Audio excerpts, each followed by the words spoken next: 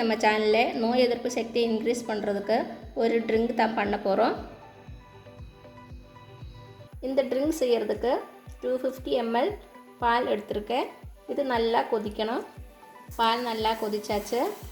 இப்போ இதில் ஒரு சின்ன துண்டு இஞ்சி இப்படி க்ரஷ் பண்ணி வச்சுருக்கேன், அது போட்டுக்கலாம்.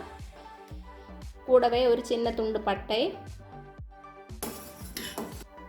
அடுத்து நம்ம பாலில் 1/2 டீஸ்பூன் அளவுக்கு மஞ்சள் தூள் சேர்த்துடலாம். நல்லா மிக்ஸ் பண்ணிடலாம்.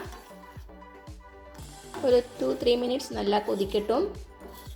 இப்போ 2 நிமிஷம் பால் நல்லா கொதிச்சாச்சு. அடுத்து நம்ம பாலில் 1/4 டீஸ்பூன் அளவுக்கு மிளகு சேர்த்துக்கலாம்.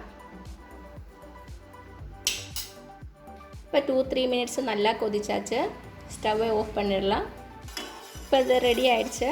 இதை வடிகட்டி எடுத்துடலாம். இப்போ நம்ம ட்ரிங்கை ஒரு சர்விங் கிளாஸ்லேக்கு ட்ரான்ஸ்ஃபர் பண்ணிடலாம்.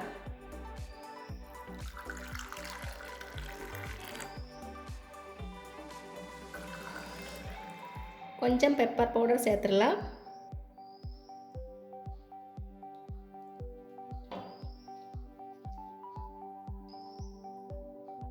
கடைசியாக ஒரு டேபிள் ஸ்பூன் அளவுக்கு தேன் சேர்த்துடலாம்.